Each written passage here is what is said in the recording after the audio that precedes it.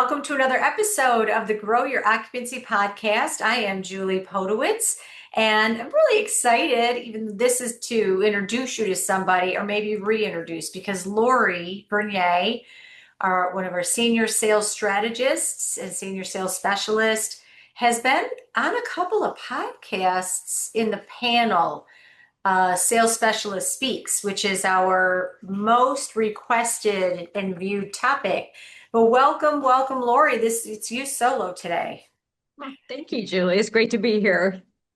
I'm looking at our backgrounds. If you're watching this, not listening to it, really, it looks like we're kind of a space oddity version of the Grow podcast today. So, Lori, you've got so much to share always. Lori, tell us a little bit about you and your background and what you do here. Well, I am a senior sales strategist at Grow Your Occupancy. So I help communities identify challenges and gaps with their sales process and assist them with their occupancy. And I do that remotely and on site through market analysis, SWOTs. I also provide coaching and on-site training for the team members and the communities. So I do quite a few things for Grow Your Occupancy. And I'm grateful for that. I'm very grateful for that. You're really great strategist. You have the ability to look into and analyze data and then take that analysis and implement it and actually both do it yourself and help others do it. I'm going to end today by your recent real success story supporting someone still in their initial 90 days with you, but I want to dive into data and what the story tells you, because you've done many SWATs, worked with almost hundreds of teams now, and I consider you really a master of data analytics and something that you love doing. And I think when you love doing something, you're going to continue to get better and better and better at it. Can you give us an idea or walk us through initially when you're looking or you're asked to do a deep dive, kind of help someone else maybe take an objective view into maybe some whys behind the outcome? What do you start looking for? Well, initially, looking into the database, that'll give you a really good picture. And I do love the deep dives in the database. The first thing I look at would be the connections. I look at connections, I look at tours and conversions. Tours are the anchor, the backbone really of the sales process. So if you have low tours, you can expect low move-ins. If you increase your tours, you're increasing your opportunities for move-ins. So that's something it's the middle of the sales process, but it's a great starting point. So tours, conversions, and connections would be the three starting KPIs I look at. Okay, so that very initial glance, and I think I know what you're talking about, but to clarify for others that might not, when you say connections, what do you mean by connections? Great question. Connections are when a new lead inquires. A connection is when we actually connect with that prospect. Got it. So Okay. how we reach out, how we respond, are we calling them, are we texting them, are we emailing, are we making the attempts needed in order to connect? If we don't connect with them, we can't do the discovery. The discovery is needed to get to that tour point. So the connection is the first thing, is first base, if you will. Right. So you're not really right away looking at number of new leads, which is stat most zero in on. You're looking more at what the percentage of connection, the number, both. Well, I am also looking at leads, but starting with the tours and then going backwards and taking a look at the connections, because we can't get to tour unless we make that connection. And we can't, so it's tour, if it's connection, discovery, and then tour. So we want to look at that process. And by looking at the conversion, seeing how high or how low that connection conversion is, will tell you where an opportunity might be initially at the beginning of the sales process or where the opportunity is being missed. Mm-hmm. What time frame are you looking initially? Like a snapshot in time or trend or what when you say look at? Mhm. Mhm. That's a great question. If I'm looking at a database, I like to take a look at trending 12 months, Okay. trailing 12 months to get a Okay. good view. Okay. 30 days is never enough to get an accurate snapshot, and you want to Agreed. take a look at trend. So, Yeah. mhm, So typically when you go in, your kind of your initial, Lori, is you're setting it up on a trending month over month, 12 months to get an idea, a general idea like total leads and the percentage in which there's connection, as you said, mhm, connections, and then tours, volume of tours. And then when you're looking at the conversions, you're getting a better understanding of their skill. And I'm going to make an assumption you're talking about the tour to move in and then mhm. the I'm connection to talking the about, tour. mhm, right. Their new lead to connect is a Yeah. conversion. Hmm. Your connect to tour is a conversion, and your tour to move in is a conversion. So those are the three main conversions that I take a look at, and those trends can Okay. give you an idea of where challenges are as well. Okay. Hmm. What, because in each tell a story, like you mentioned that puzzle piece, occupancy puzzle. So when you see a um, tour to move in low, first of Hmm. all, tour to move in, conversion expectation, understanding there is a range based on entry fee and through all the way through, and there's some other factors, but can you give us a range of what you'd like to Sure, see there?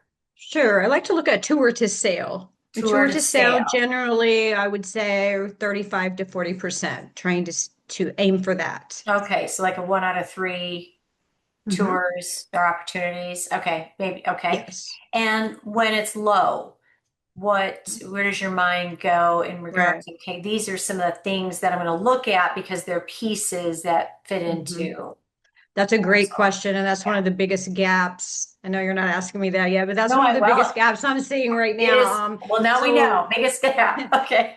Biggest gap, I tour to love sale, tour to move in. tour to sale. The biggest gap I'm really seeing is the tour experience.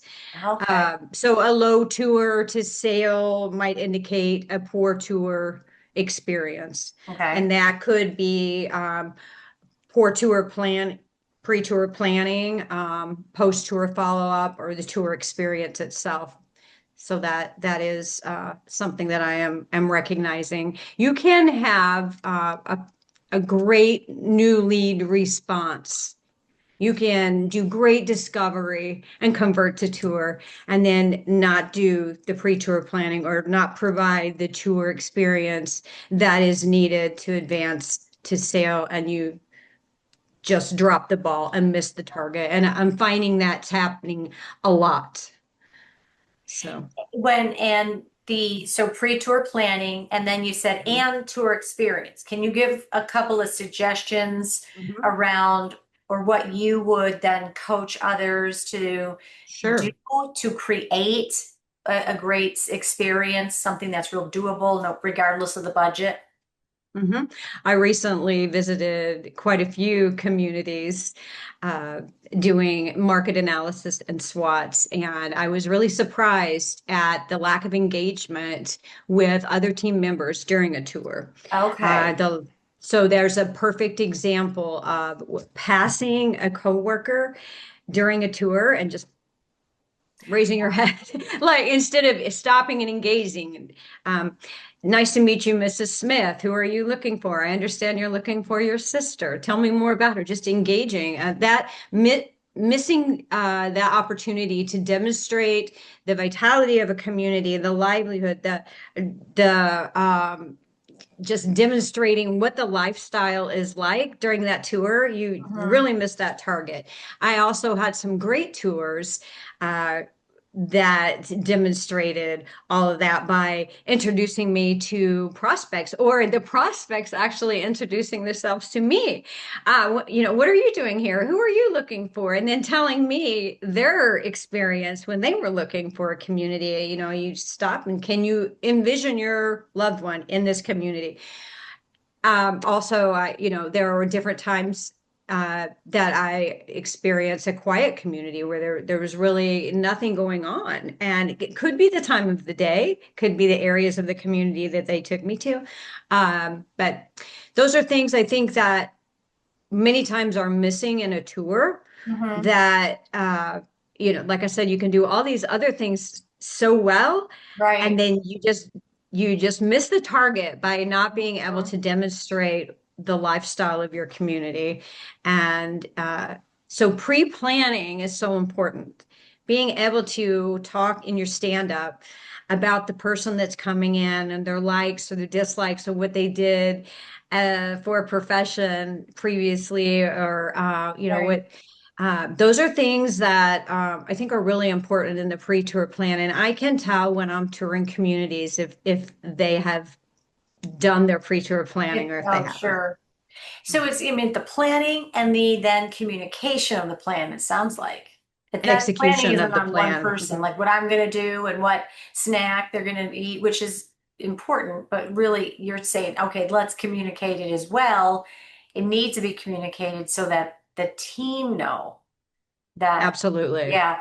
I Hmm. failed to mention when we were introducing you that, yeah, that you're out as a customer too, because you do a lot of market analysis and mystery shops. So you have you're really in really all facets actively now calling, acting as a remote sales specialist, going on site as a coach, virtual, and then doing the data analysis and virtual training as well. So you've got a really great 360 view into this, which it really enables you to, thank you very much for sharing knowledge and everything that you're learning. Let's talk about the databases themselves. And you work in them. I know we've worked in thousands up to now. As a remote specialist and as a coach, what do you see as some common areas of opportunity when you're digging into Hmm. those databases? Sure. Um, well, one thing I do see is a lot of times not scheduling the next step. So that closing to the next step is so important. Too many times I see connecting with a new prospect and then saying they're going to talk to their family and get back with us. So we are the specialists and we are the advisors guiding them through the process. We should be telling them, based on what I'm hearing you say, I believe the next best step is coming in for our happy hour and learning more about the lifestyle of our community. Mm-hmm. And we'll be happy to show you a floor plan while you're here. Right. Just determining this. So not closing to the next step is a big misstep that I see frequently. And scheduling out too far, I see connected with a prospect. She's looking for her mom, might be visiting the area. And then a call is scheduled 30 days later. Well, a lot happens in that 30-day time frame. When Mm-hmm. someone has raised their hand and they're looking for information, we Mm-hmm. need to. Mm-hmm. So I see that. I also see, we're not gathering enough discovery or documenting enough discovery, documenting the catalyst. What is the reason for their call? We should always know that and have that documented, because when we're handling objections and going through the sales process, we're going to have to refer to that. Uh, so I do see that being a big Mm-hmm. challenge. Those are just common Mm-hmm. common missteps So that I it, see. and in the database, you can tell, or you're at least assuming that they're not that there's a big gap in setting next steps, or at least advising, because you're not seeing it in the CRM, and then you're Correct. not seeing. I mean that I mean you're not privy to the conversation, but based on what you're seeing, but what you are, and we do hear this over and over again, that just really long gaps in the Hmm. follow up and follow through, and at every stage of the process, not just post tour. Absolutely. There's Yeah. a gap on the front end with the new lead cadence to connect. I mean, we Mhm, really want to mhm, try to connect with them in that first mhm. week because so many times people are going through this process, they raise their hand and then the pain subsides or is minimized and Correct. they're Yeah. okay, well we can Yeah. live with that. It's not as bad as we thought it is. And so then that's when sales directors get ghosted. They don't want to Right. talk to me. So then they think, they don't want to reach out when actually, the situations are fluid and they're changing and they just need to know that the community is there to hold their hand and guide them through this process. If we're not making that very clear to them, then we're being that pesky salesperson that we don't want to be.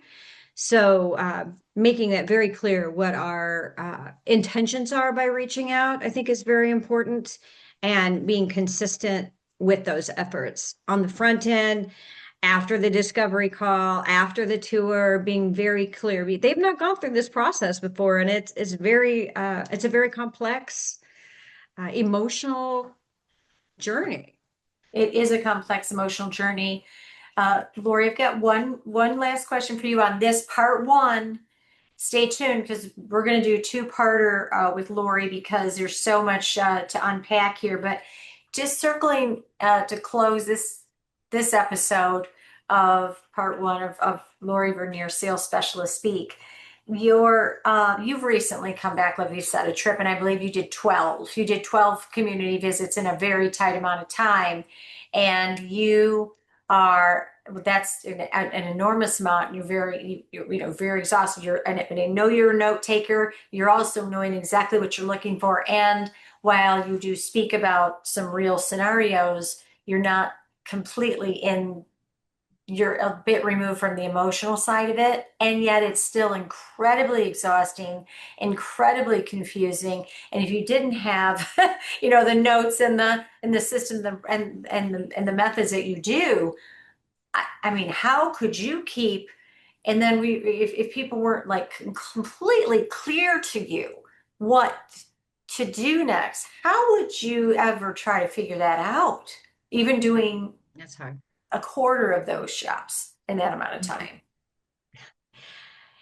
It can be challenging. Yeah. It is so just staying focused on the fundamentals Mhm. is really important, and making sure that we're looking for the right things, not getting sidetracked into things that aren't important. So, discovery, new lead response, first impressions, persuasion, closing to the next step, post tour follow up. Those are, there are key points that I'm looking for in all of our shops. And then we're able to compare against a community's competitors in their market and align them to see where the weaknesses are and where the opportunities for growth is. So those are, we have key indicators of what we're looking for when we're Mhm. doing these shops. So we're not there just showing up with a notepad and walking out with, oh, their carpeting was pretty.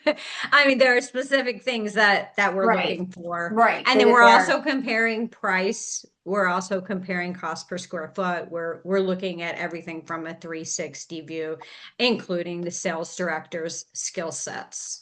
So, Ooh, I'm gonna hold on that cliffhanger because in part two, I want to pick up where we've left off. Lori Vernier, thank you so much for being a guest on part one of digging into the data, sales specialist speak, what to do from an expert. And thank you all so much for listening to this episode of the Grow Your Occupancy Podcast. Until next time, I'm Julie Podewitz.